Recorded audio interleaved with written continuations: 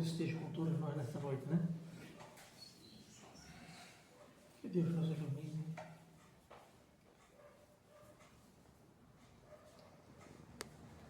Os irmãos,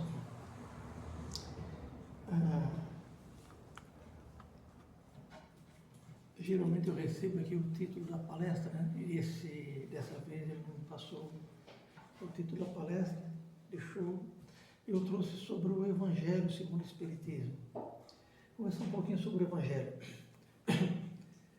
Nós, nesse ano, estamos comemorando os 160 anos da primeira edição do Evangelho segundo o Espiritismo. Ele foi editado em abril de 1864.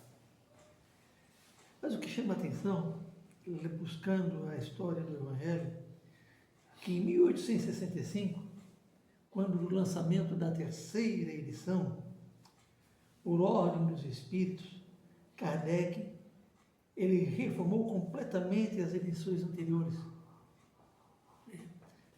Ela foi editada em 64 e em 65, um ano depois, na terceira edição, houve uma grande reformulação. Os Espíritos ordenaram, vamos mudar aqui, vamos fazer uma ordenação, vamos mudar o Evangelho, vamos tirar algumas coisas, vamos colocar outras, então foram suprimidas outras, mostrando o quanto a doutrina ela não é estática, né?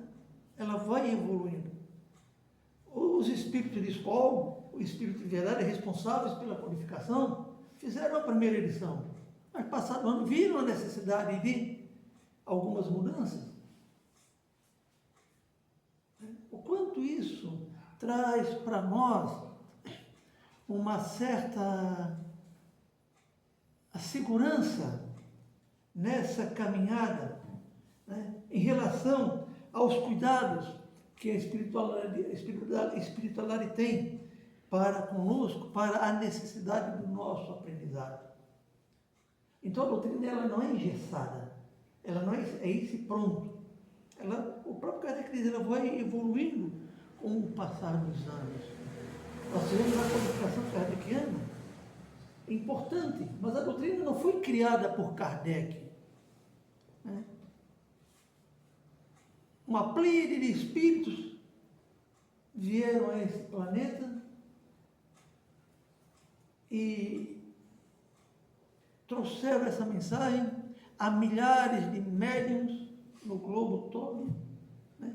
E o Kardec, né, teve a luz, o trabalho de reunir todas essas informações e fazer a codificação da doutrina. Mas a doutrina é dos Espíritos. Nós somos o Espírito de verdade, com a sua falange, com o seu exército, que trouxe essas luzes para nós. Ela tem um trecho que diz, no prefácio do Evangelho, ele traz uma mensagem do Espírito de verdade. E eu resumi, né? Assim, os Espíritos do Senhor, qual imenso exército que se movimenta ao receber as ordens do seu comando, espalham-se por toda a superfície da terra e, semelhantes a estrelas candentes, vêm iluminar os caminhos e abrir os olhos aos cegos. E aí ele conclui, né? Homens, irmãos a quem amamos, aqui estamos juntos de vós, amai-vos também uns aos outros. Mas veja, olha o que ele diz aqui, o Espírito verdadeiro. Os Espíritos do Senhor, qual imenso exército que se movimenta sob o comando do Senhor, eles espalham as luzes dos ensinamentos dessa doutrina por todo o planeta. Na Europa, né? Na América, Kardec, ele não pega a codificação com um médium exclusivamente. Vem esse médium, é bastante capacitado, e nós vamos fazer uma religião. Não.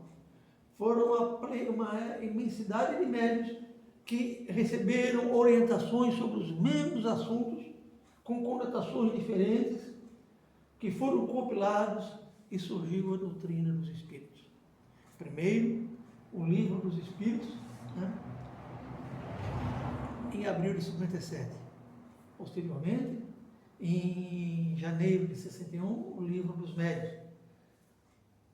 E o terceiro livro da série é o Evangelho, que foi em abril de 64.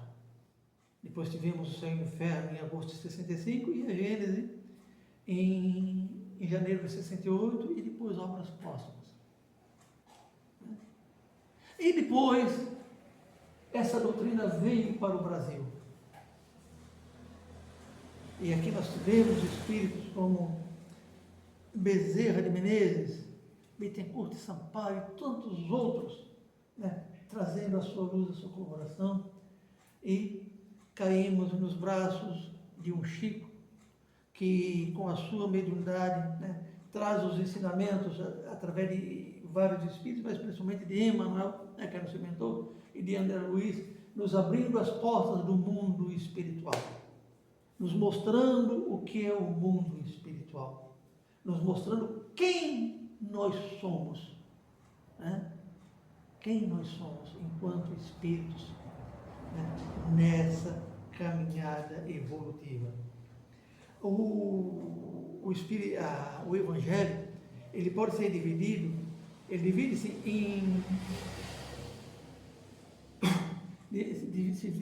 desculpe, meus irmãos, em 5 partes.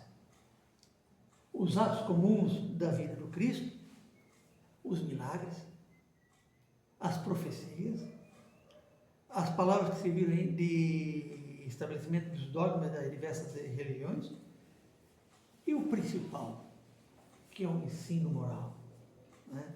Esse é inquestionável, esse não é discutido. O ensino moral é para os homens uma regra de conduta. Aqui, meus irmãos, aqui nós temos todo o medicamento necessário para a cura dos nossos males. Aqui nós temos toda a conduta moral do cristianismo, que pode nos levar e não pode e nos leva à ascensão espiritual. Aqui está a luz do Cristo para iluminar os nossos passos. Na moral cristã. Na moral cristã que foi proferida pelo Cristo no Sermão da Montanha. No Sermão do Monte.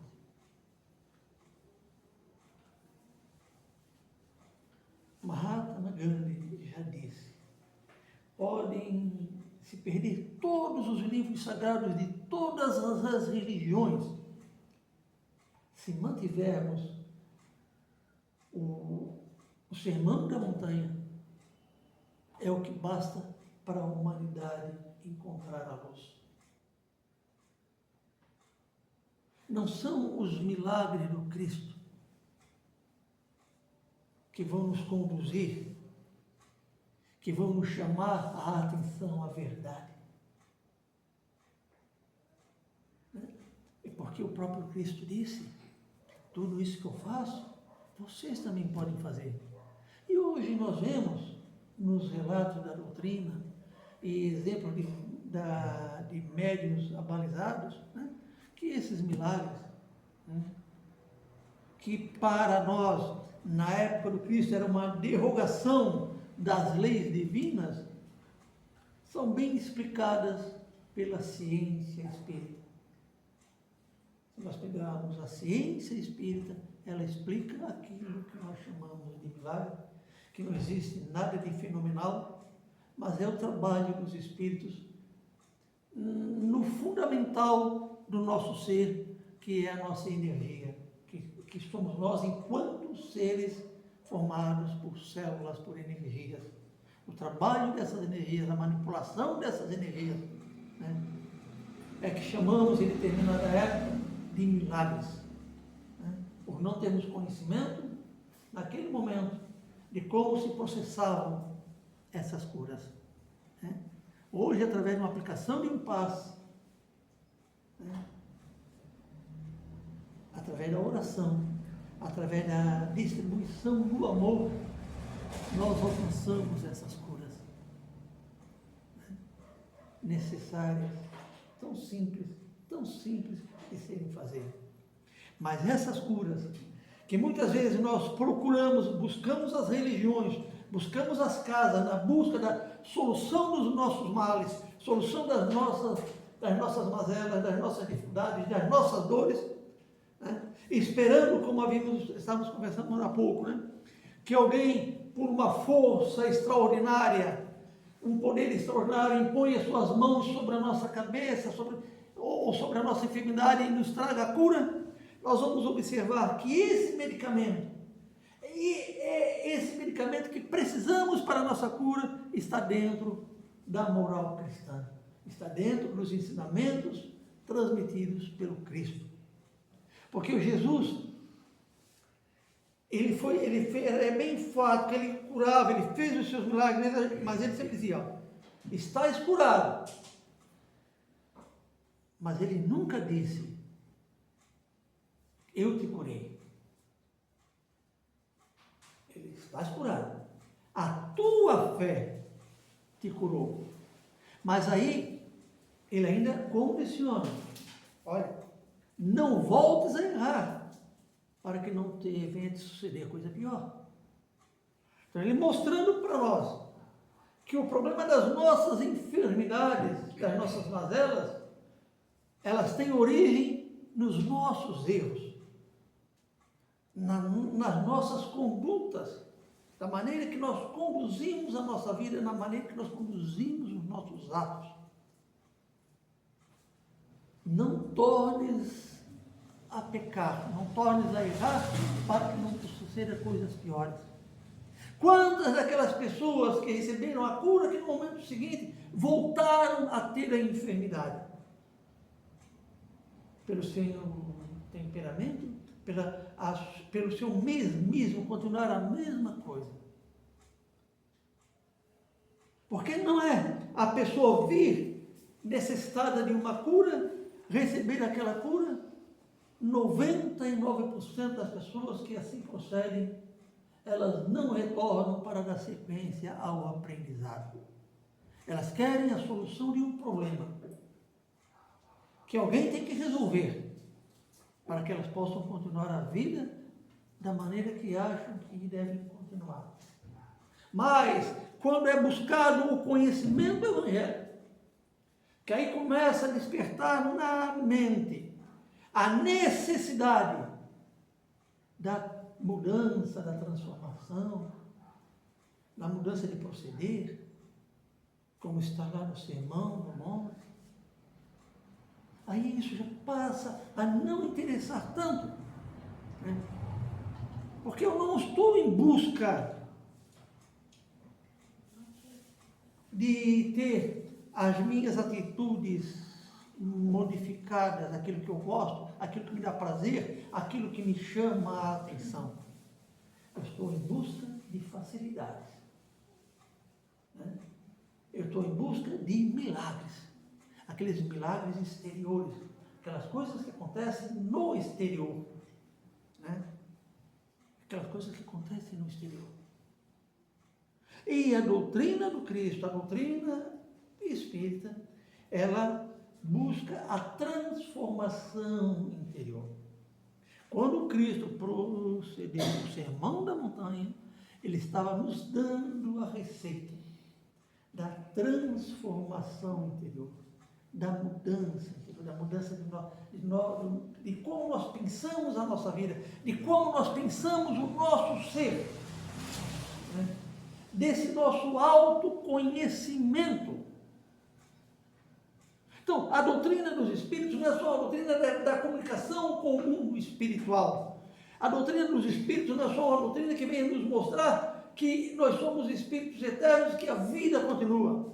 A doutrina dos Espíritos, ela vem nos trazer a necessidade da transformação interior.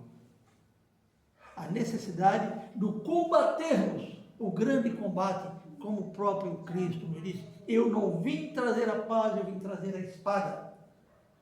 Aí algumas pessoas, durante esses milênios todos, acharam que a espada era para defender uma fé que nem compreendiam que era defender lá um pedaço de chão, que era para defender o sepulcro, e tivemos as cruzadas, e tivemos uma carnificina, né, que perdura até hoje no plano espiritual, esses inimigos. Mas essa espada que o Cristo veio trazer para nós, e que nós temos que embainhar, nós temos que botar ela na mão, era para ser usada contra nós mesmos. E eu não estou falando de suicídio. É a espada da verdade, a espada que vem combater as nossas imperfeições, as nossas mazelas, as nossas fraquezas, os nossos maus hábitos, né? Os nossos vícios de comportamento, as nossas atitudes impensadas, o nosso egoísmo, o nosso orgulho, a nossa soberba. Essa espada que nós temos que empunhar, essa espada que o Cristo veio nos mostrar, quando ele diz que veio atear fogo às nossas imperfeições. Nós temos que apanhar o joio, separar o joio do trigo, apanhar o joio que está dentro de nós, enfaixar e colocar fogo. Isso nós vamos fazer através do conhecimento, do estudo dessa doutrina, desse evangelho, desses livros sagrados que são trazidos para nós de maneira tão simples e tão clara. Esse autoconhecimento que nós vamos buscar na literatura espírita, na doutrina espírita, ela vai nos fazer criaturas novas, criaturas transformadas. Passamos a ter, a nossa vida passa a fazer sentido. Os nossos conflitos hoje passam a fazer sentido. Meu Deus, vamos fechar os nossos olhos, vamos ver o mundo à nossa volta. Vamos ver esse burburinho, esse movimento, essa violência, esse egoísmo, o problema com as drogas, o problema do egoísmo das pessoas, as guerras que ainda nesse terceiro milênio ainda fazem acontecer, as grandes catástrofes, esse barulho que vai em torno dessa pequena casa planetária, onde vamos buscar sentido para a nossa existência, se não na fé raciocinada, na fé que nos mostra os porquês, que através da filosofia da doutrina espírita, ela nos traz os porquês. Por que eu estou aqui? Para que eu estou aqui? Qual a necessidade dessa minha experiência? O que eu preciso aprender nesse momento da minha caminhada? Para que essa convulsão social toda nesse planeta, nesse momento? Qual o objetivo? E tem todo esse um objetivo de educação, um objetivo de aprendizado. E nós estamos aqui para aprender, mergulhados nessa doutrina que não é doutrina cabalística. Ela não tem segredos, ela não é doutrina para iniciados, ela é aberta aos doutores, às pessoas mais humildes em relação à cultura, aos grandes letrados, às pessoas que nunca frequentaram uma sala de aula, que não sabem ler. Essa doutrina, ela traz o conhecimento a todos, porque ela é simples, ela não tem mistérios, meus irmãos. É a água cristalina que o Cristo ofereceu à samaritana. Essa é a água cristalina que o Cristo ofereceu para a samaritana no poço de Jacó, que nós podemos beber, que vai saciar a nossa sede e nós não vamos sentir mais sede. A sede dessa sabedoria divina, a busca dessa essência cristã que é o amor, que é a caridade em nós. Essa é a razão da doutrina dos Espíritos, acender em nós esse amor cristão, essa fé raciocinada de conhecimento da verdade, conhecimento de nós mesmos, conhecimento desse Cristo, que é esse Espírito iluminado, que teve a responsabilidade de nos guiar nesse planeta escola, de administrar, de formar e administrar esse planeta, para que nós pudéssemos ter neles o nosso berço abençoado, para podermos fazer a nossa evolução, espiritual. É a partir daqui, dessas lutas terrenas, desse nosso aprendizado, nesse pequeno globo terrestre, na convivência com os irmãos das mais diversas categorias, dos mais diversos credos, dos mais diversos gêneros.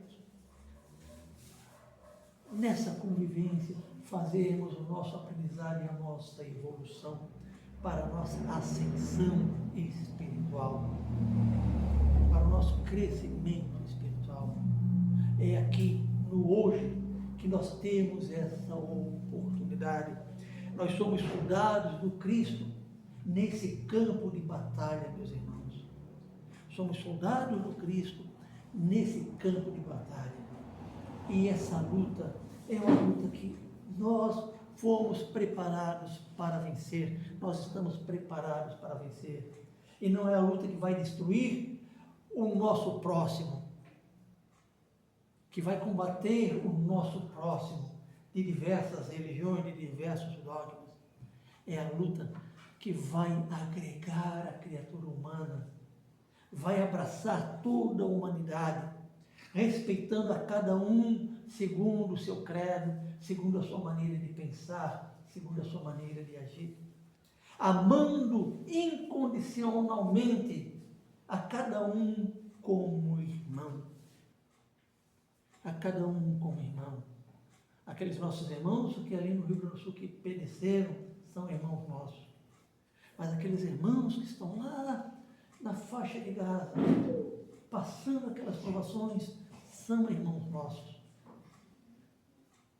Como aqueles irmãos que estão em Israel, naqueles conflitos, são irmãos nossos. Nós vivemos num pequeno planeta, nesse universo de meu Deus, irmanados. E essa doutrina e esse ensinamento do Cristo, ele nos convida a isto, a amarmos o nosso próximo, a não prejulgarmos ninguém, a não condenarmos ninguém, né? A amarmos a criatura humana, começando na grande necessidade de nos amarmos e nos aceitarmos como nós somos, conhecermos e detectarmos as nossas deficiências, as nossas necessidades. Porque se estamos aqui nesse planeta, é porque temos muita necessidade ainda, meus irmãos, de aprendizado. Quando fomos espíritos puros, como fomos espíritos com grandes conhecimentos, nós não vamos mais reencarnar aqui. Mas enquanto estamos aqui reencarnados, temos que ter essa consciência. Somos espíritos que estamos no mesmo estágio evolutivo, num planeta de provas e expiações, buscando, através de bebermos esses conhecimentos evangélicos, fazer a nossa autocura e, como espíritos sadios, podermos ascender a planos espirituais melhores. Mas hoje ainda somos criaturas enfermas, somos espíritos enfermos. Vamos tomar essa consciência e vamos buscar este remédio. A receita está dentro do Evangelho. E aqui dentro desse Evangelho, uma das partes é o Sermão do Monte, é o ensino moral da doutrina cristã. E é esse ensino moral que nós temos que beber para buscarmos a cura necessária.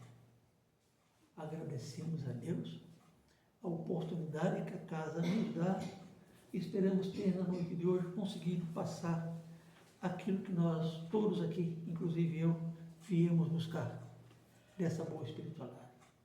Muito obrigado, meus irmãos.